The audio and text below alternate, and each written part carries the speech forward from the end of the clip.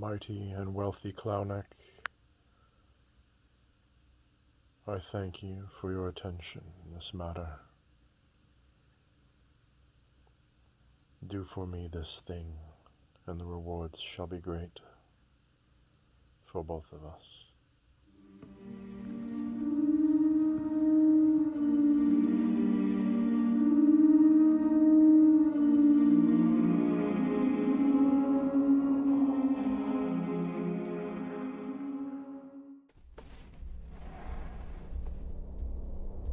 Moments ago, I had my first introduction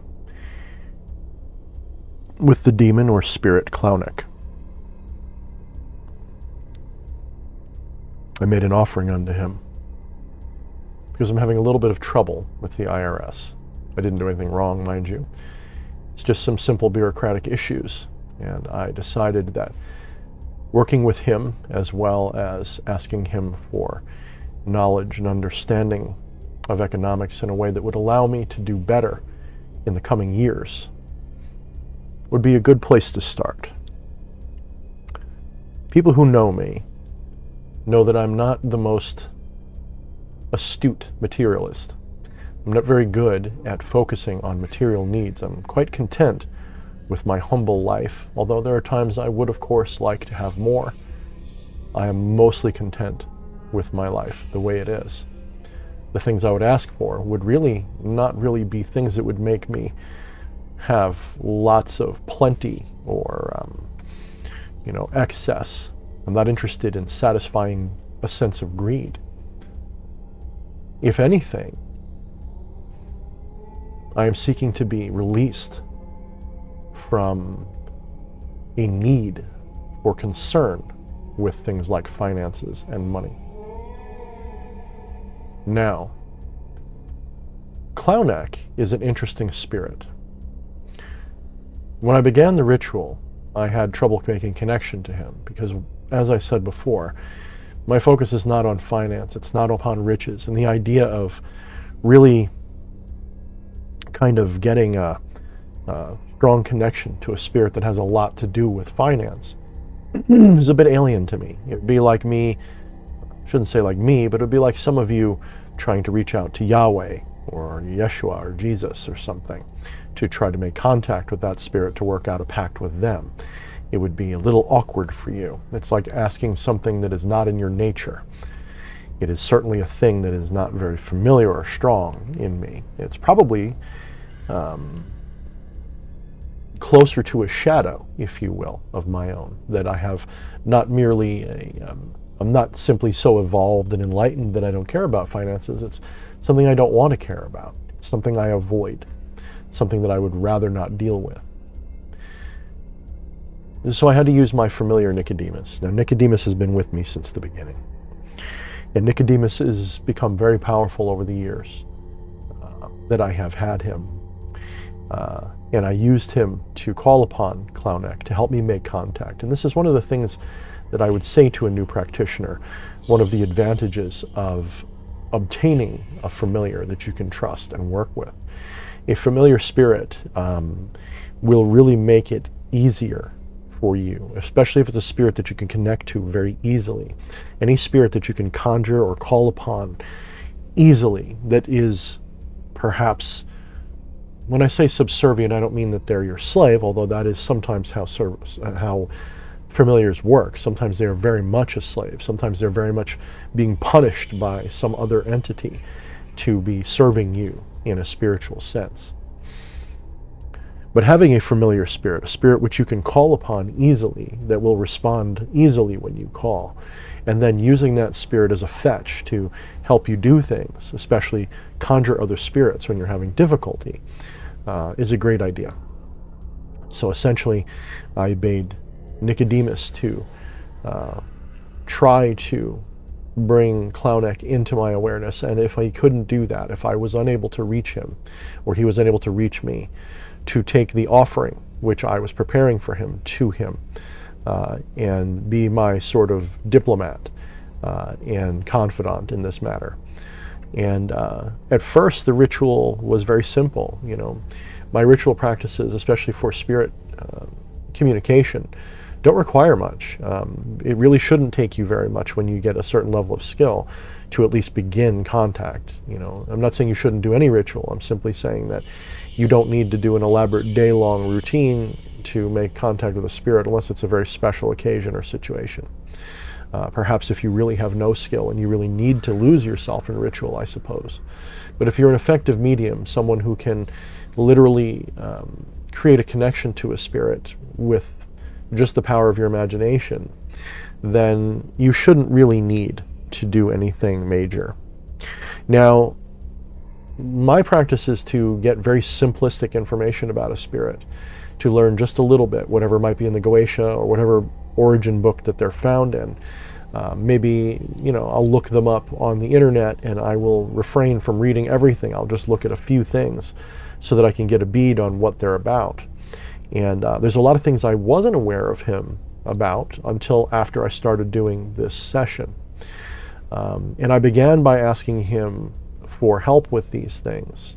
And I kept getting this feeling of reassurance, that I have great wealth, I will have great wealth, the great wealth is mine, and that it is sort of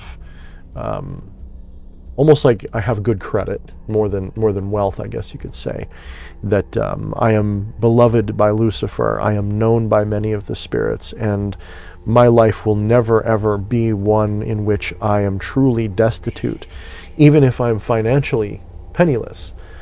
The implication was made that no matter what happens, I will always find that I have enough, and that I will be able to find contentment even in poverty. But it was beyond that. I was shown that it is only a matter of time before I am comfortable enough, that I own a home, that the things that I want will come to pass, and that I just have to keep working at them and not give up. Well, anyway, so I contacted him, and I started to make contact. I started to visualize him as he's drawn, and I felt that was wrong. It didn't feel right. It wasn't that it was like wrong, it just wasn't right for me. And as I stared into the offering flame, because I had started to offer things to him, specifically I don't want to say anything, because what I did technically was something that, well, I'm not even going to say that it was illegal. I'm going to say that it's something that would probably not be smiled upon by the financial element of our country, and you're not really supposed to do. But I gave an offering to Clauneck in the form of remuneration, we'll say, and sending that money into the spiritual world via sending it through the various elements, shall we say, into his domain. And I was suddenly given just a bunch of things that I saw. The first thing I saw was what looked like, if you remember, if you've ever seen the movie Legend, I saw this labyrinthine underworld that was orange and red, and the light was not unlike the flame, of course, that was burning, but it was very orange and red flaming environment. And I saw just hordes of gold and jewels and riches, and like the things you'd see in Smaug's lair, right? The thing, like the dwarven horde, just opulence upon opulence, and a throne that was seated upon just a pile of money, just a pile of just gold doubloons and riches that were sparkling in such a way that even me, who I'm not into that, I just wanted to to have that mass that is mine. It was like honey. It was like you just want to. I felt this consumptive, gluttony come over me. I wanted to consume this wealth and make it mine. To have access to it, not even for the sake of spending it. It wasn't even about what could I buy with it. It was literally just to be surrounded by this horde of opulence, and to imagine that if I wanted to buy a home, I just grab beside me and a scoop of money and just throw it at whoever, and like they'd give me a palace, right? And while I was there, I suddenly began to see this rather tortuous scene in which individuals were being pushed along, herded along, whipped, and just made to just be. And I sort of felt like this is like something to do with slavery, something to do with an auction, something to do with, things are being bought and sold, and these are also things that are being bought and sold. And I saw upon the throne this potentate of just wealth, almost like King Midas himself. And I realized it looked a little bit like the image of Clauneck, just this big goofy hat. And he was just looking upon all of these things that were going on in front of him, and it was like he was evaluating things. And he never addressed me directly. Like usually I get a direct connection with the Spirit. This was just more like I went there and I saw what I saw. And then when it was done, when it was over, I was suddenly given this array of visions of what I should do. It was like one of his servants, and it didn't happen this way, but I could almost imagine it as if one of his servants came forward with a list of instructions of what to do to earn his favor or whatever, to keep my end of the bargain, because I'd asked him for help with something. I wanted a windfall from this situation I'm in. In other words, I didn't want it to just be success. I want to get a windfall. I want to get what's owed to me, and I want to use that somehow to leverage myself into better finances, right?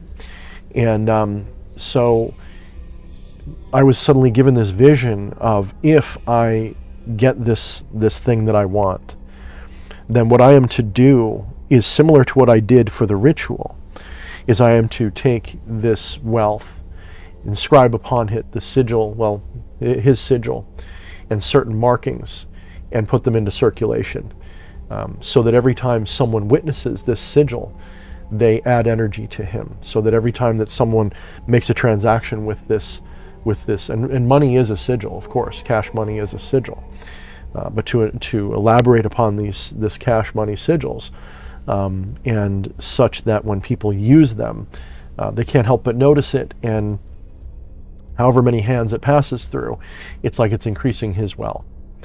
And I had this impression that I had value, but that I could have more, that my value wasn't really in wealth, but it was in my ability to bring more to him, or more to these practices. That my value was not in, my weight in gold was not measured by, my ability to do work. It wasn't measured by my ability to necessarily leverage money into things. I don't have financial knowledge, but I do have a certain high level of value, and that, however, that I was sort of a special commodity. Like I was a thing that wasn't really I was in high demand, but only by people with a very specific taste, and that I had like a niche that wanted me. So there's things that are commodities that everybody wants, right? Like sugar, flour, diamonds, everybody wants gold, all this kind of stuff. But I was like that rare thing that not everybody wants, like a collectible. I was like a rare collectible, is what I was like, was the impression I got. And that if I found the right buyer, I'd be worth a fortune, right? That kind of thing. And so I closed out the ritual, and I thanked him. I took several pictures throughout. Some of them have probably been flashing on the screen for you. Then I began to do some research, because I've never really done much research. Like I said, I limit myself. And the first things I saw were mentions of things like Clauneck is just pure free market capitalism, which of course is my bag. I am a libertarian by nature. So of course I like the idea of a free, unfettered market. I like to be able to sell my things on an open market. I like the competition of the open market and all that kind of stuff. But he wasn't just that. He was also, ethics, morality, what's that? I'll sell anything. I'll sell anyone. Everything has a value. Everything has a price. So he's more than just free market, right? This is beyond free market. This is literally everything can be bought and sold. And it didn't actually strike me that he was a being of greed.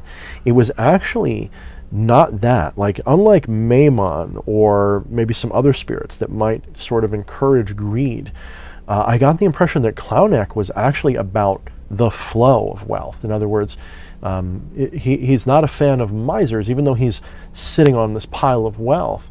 the impression I got throughout this was that the wealth was coming and going, that it was like a flow, that it was just that he was a conduit through which value was transmitted, and that's important and interesting. Where you might work with a spirit to make yourself rich, the risk, of course, is that wealth will sort of haunt you as greed and a desire to obtain, but not actually do anything with. And I realized actually that one of the things I said to him, now it's returning to me, was not simply to make me wealthy. I said, I don't necessarily want wealth, I want liberation from the materialistic greed and need of wealth, in a way that was given to me. In other words, I didn't want to be free of wealth or the need of wealth because I'm so impoverished I don't care anymore, or because I'm dead or something, but because I wanted to have money and wealth like energy. I wanted whatever was actually restricting the flow of wealth in my life to be sort of opened up, almost like if you have like a blocked artery and blood's having a hard time getting through, and someone puts a stent in there and it opens up and your blood flows better, right? Or like you got a clogged tube or something. I felt like that's partially my problem in life. It's a blockage that maybe is a part of my psyche, maybe it's a shadow of mine, maybe it's a curse that's been put upon me. My family once upon a time used to be exquisitely wealthy. We're talking, beyond nobility. We're talking, my great uncle was one of the richest people in the country, back at around this time in the last century. Wealthy enough to build entire towns out of his own pocket, basically, to stock his factory with employees. So very wealthy people. And of course, by the time I was born, that money was pretty much all gone due to various reasons. And it was almost as if my family had been cursed, such that my own immediate family, my mother and father, just have never had any luck with money whatsoever, to the point of just when they do get money, they sit on it. And become cheap. And I find myself doing the same thing. I'm trying to save, of course, because my philosophy is I want to save up so that I can afford something good that I really want to get, that I've been wanting for a long time. But the issue is, I feel like, there's things that I need that I'm not buying. And meanwhile, I'm not buying things that I need. I'm buying things that I don't need, but I want. Like I'll buy a knife that's $100, but I won't buy a washing machine for $500, right? Like just silly, stupid things like that.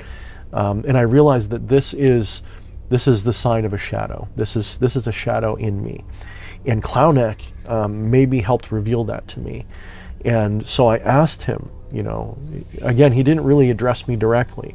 It was almost like he just wasn't interested in talking to me. It was like I had to go through an intermediary.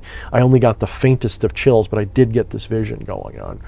And I asked him to liberate me from my attachment to these things, but to do so by giving me, I even said outlandish things. I want to be wealthy beyond the dreams of avarice. I want to have, so of course I'm channeling that feeling of wealth into myself.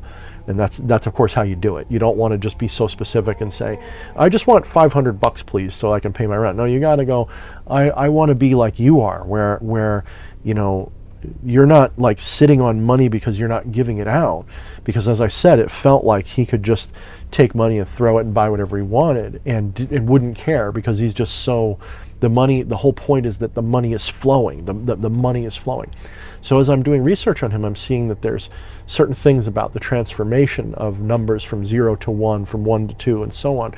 And this tells me that he's really about the accumulation and the flow of wealth and finance, the buying and selling, and everything to do with that, which, to be honest, as someone who's not a materialist, I still respect that, because it's not the kind of materialist who can't get enough and just is like Scrooge McDuck and just wants to swim in his money. It is a person who wants to also be like a conduit for wealth, who wants wealth to flow in and wealth to flow out, and in a way that's richer, right? Like to have rotating income is better than to just have a ton of savings. To have, it's better, for example, to have a job that pays you $50,000 a year than to be given $300,000, right? Even though $300,000, if you're given it, is great, if you don't use it for anything, if you just get that $300,000 and you just start spending it like maybe on a house, that sucks. But if you've got if you've got $50,000 coming in every year, well, you can borrow against that. You can do things with that. You can actually achieve more with the flow of $50,000 every year, even though it would take you 6 years to equate the same amount of money if you were saving it. You can do more with that $50,000. So the idea that this has to flow through you was deeply impressed upon me during this short little ritual. And I'm certainly going to be keeping my eye open for a manifestation of what I asked for. And I'm going to research more about this spirit. And I think I finally broken my financial cherry, we'll say, when it comes to spiritual work. I really have not done much, if any, interactions outside of King Person. And King Person, he's often mistaken. I did a review on him. At least I should have. I think I did. King Person is often mistaken as a demon of wealth and finance as well, and he's absolutely not. King Person is about finding lost treasure or missing treasure or hidden treasure. And the treasures that we're talking about are not material necessarily. In fact, in my case, he did not give me wealth. What he gave me was a reminder that I'm good at artwork. He actually, after working with him, within 24 hours, I suddenly found this tremendous inspiration to just paint and create that I hadn't done in maybe 5-10 years before that. And I did a great job. I learned some new painting skills that I didn't even know that I wanted. And I just got I realized I had this talent still that I haven't been using, and that I could turn into, of course, ways to improve my work. And of course I did. You see the results, the tapestries. You see things that I haven't done in a while. Now I'm doing again, and they're helping to give me rewards. But King Person's not about the money, but about the treasure, and treasure has many different meanings. Treasures aren't always financial. Well, Clauneck is going to be about wealth, and I think specifically it's going to be about that transformation process of wealth that wealth brings. So whereas Mammon, if you treat him as an entity and not just a description of money, that is, of course, an issue. Or maybe Beelzebub is also sometimes seen as greed or gluttony.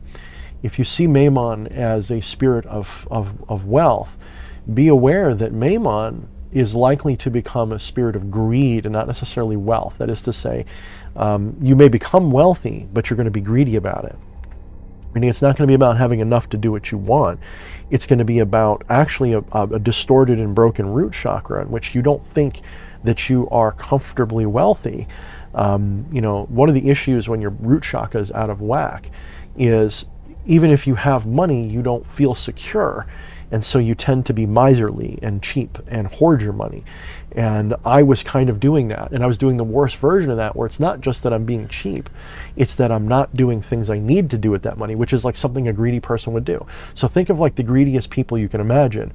Those people will live in the most impoverished conditions, but they'll have stacks of money all over the place.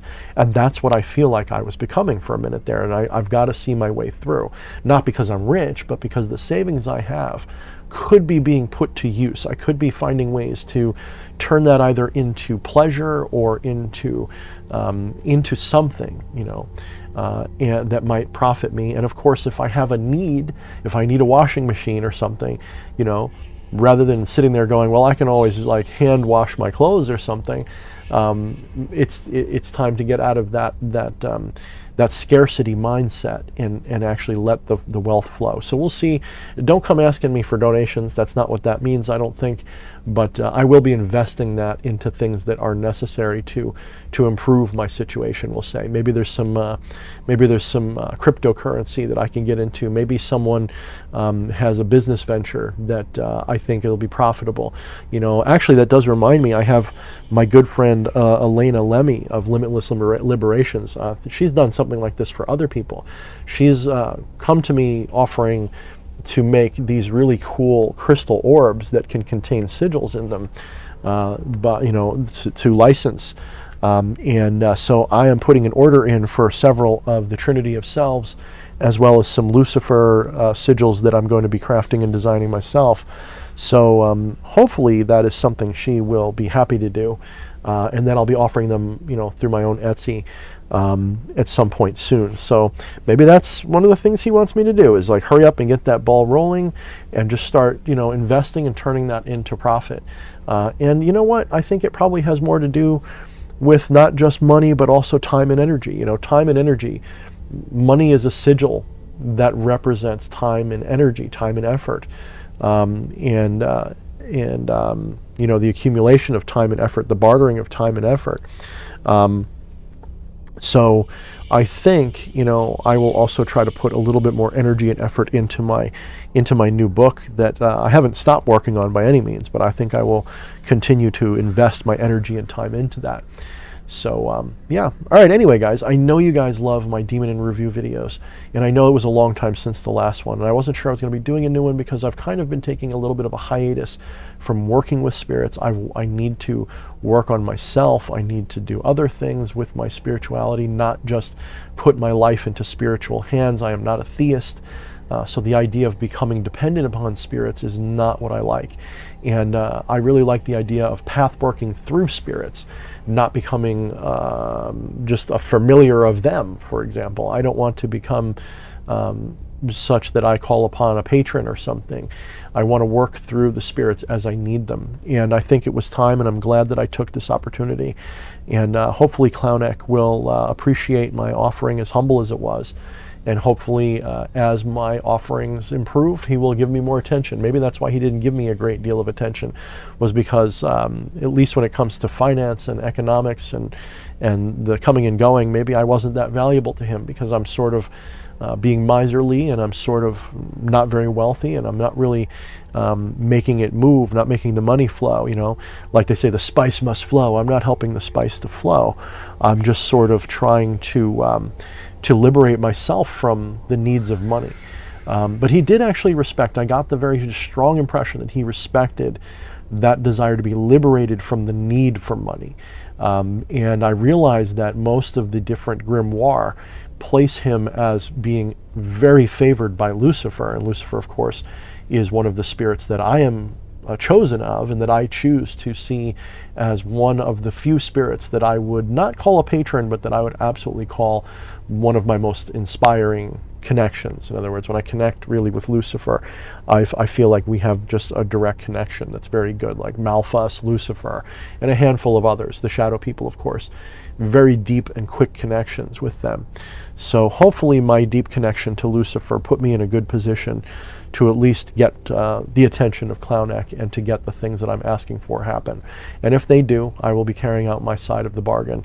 And the better, of course, that he does for me, the more I'll try to do for him. Anyway, guys, until next time, this is D.H. Thorne, Mind the Shadows. I want to begin by thanking you guys for watching my video. If you support my work, please make sure you go into the description of this video and check out my Linktree link. If you click on that link, it'll expand and you can see all different ways that you can support my work financially. Otherwise, make sure that you like, share, and subscribe this video, and leave me a comment. If you do those things, it really helps me out in the ratings, and make sure that YouTube will put me to the front of the list when anybody searches certain topics. So again, if you want to support me financially, click on the Linktree link. Otherwise, like, share, and subscribe. All of that helps me out a whole lot. Thanks, and enjoy the video.